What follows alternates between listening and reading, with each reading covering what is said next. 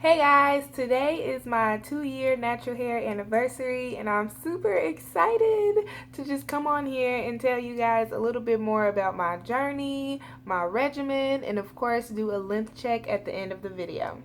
Okay, so first a little background info. I big chopped in May 2014 after a 5-month transition. I got my last relaxer, I believe, on December 23rd, 2013, so like a few days before Christmas. I didn't actually tell myself that I was transitioning until I was 2 months post relaxer. So that was when I started bunning just so I could stop using heat because I wasn't sure what else I was supposed to do with my hair. I had only known heat, and now I'm looking at all these YouTube videos and they're telling me no heat, so I'm just gonna do a bun.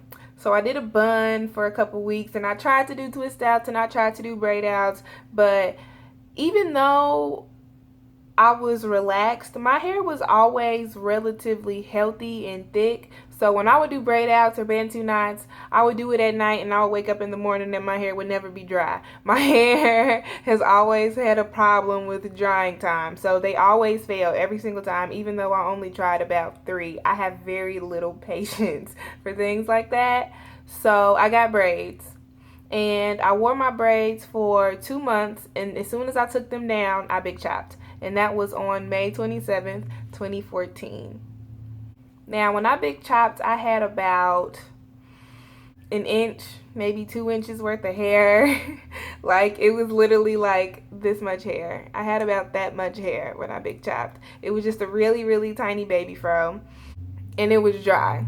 It was super, super dry. Whenever you watch big chop videos or newly natural videos or TWA videos, they always tell you that your hair is going to be Brillo pad dry, but you don't believe it until your hair is Brillo pad dry. Which brings me into my first healthy hair growth tip. You need to be deep conditioning. If you have natural hair, you need to be deep conditioning. You cannot skip this step. You cannot just use a rinse out conditioner.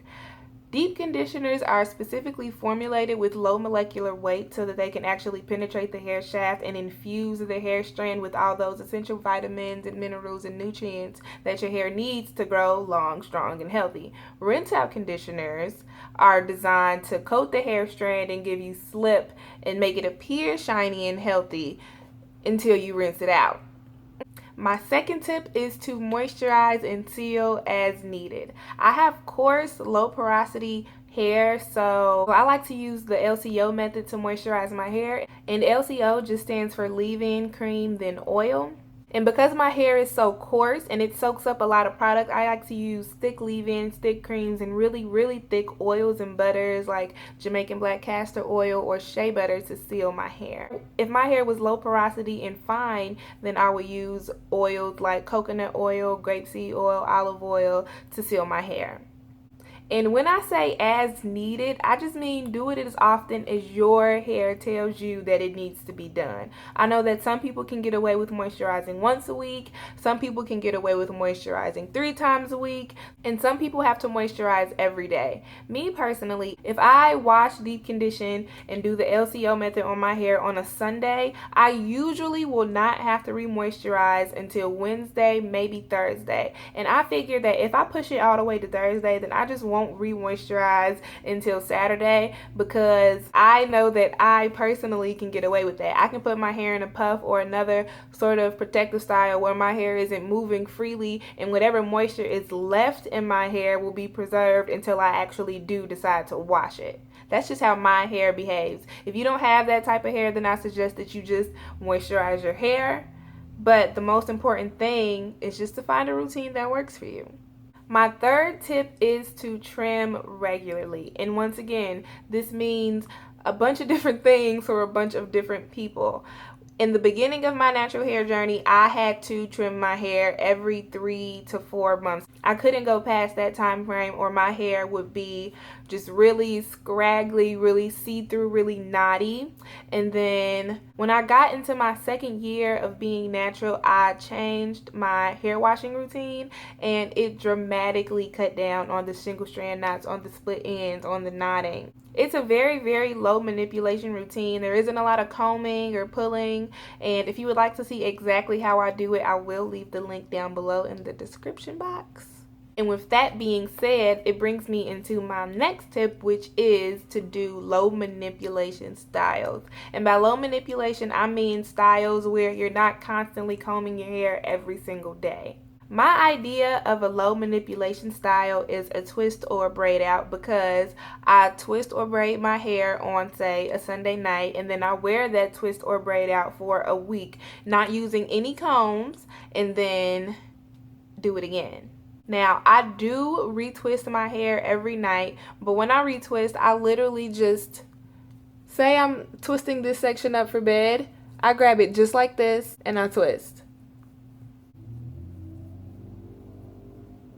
That's all I do.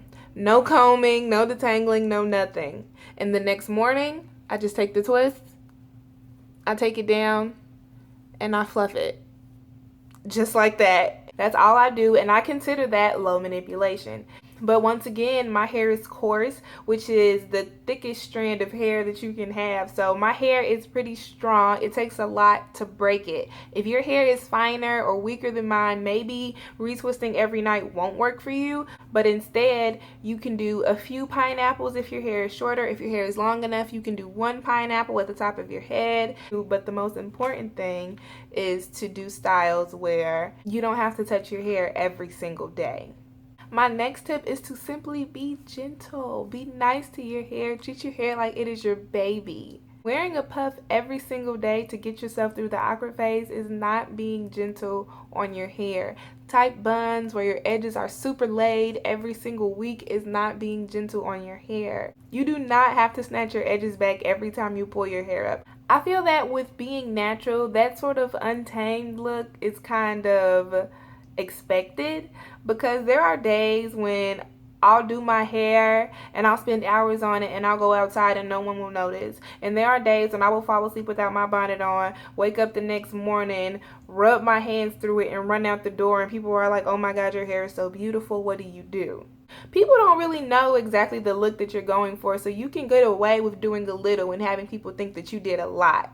So I know I just admitted to falling asleep without a bonnet on, but that brings me into my next tip, which is to protect your hair at night. I don't do it that often, maybe once every few months when I'm on the road or I'm out and I don't have my bonnet with me. But if I'm at home or if I plan to spend the night somewhere, I'm bringing my bonnet. Your cotton pillowcases are very drying. The cotton is literally sucking the moisture out of your hair. If you don't like bonnets, if you want your hair to be free while you sleep, you can always go and buy a satin pillowcase, and they're sold pretty much everywhere, even at the dollar store. And so are bonnets, so they're really easily accessible.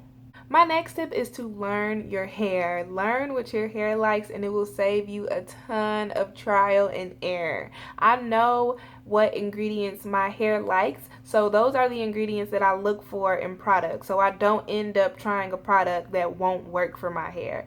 I can honestly say that 9 times out of 10, when a product doesn't work for my hair, I knew it wasn't going to work for my hair because I noticed that one ingredient, but I decided to, let me give this a try. Maybe they formulated it a little differently. Maybe it'll work this time, but no, my hair don't be having it. I know that my hair really likes products that contain honey, almond milk, jojoba oil, avocado oil, shea butter, coconut oil, and of course, water. Whenever I'm shopping for products, I always look for those few ingredients. Every single one of my favorite products have aloe vera juice in it. My hair absolutely loves aloe vera juice. And my last and final tip is to simply be patient. Patience is the key. Your hair is growing. It is growing, it is growing, it is growing. You do not have to hawk it. It is growing. Relax and enjoy your journey, because you are going to be out of the TWA phase way before you know it, and you are going to miss it. You might not miss the length or the lack of styling options, but you are going to miss the simplicity. You're going to miss how simple it was styling your hair, how little time it took to style your hair, or even just the look itself, because I know that I miss my short hair. And sometimes I think of cutting it, but then I remember shrinkage, and if I want short hair, I can just let my hair shrink up. So I won't be cutting it anytime soon. Okay, now moving on to the length check.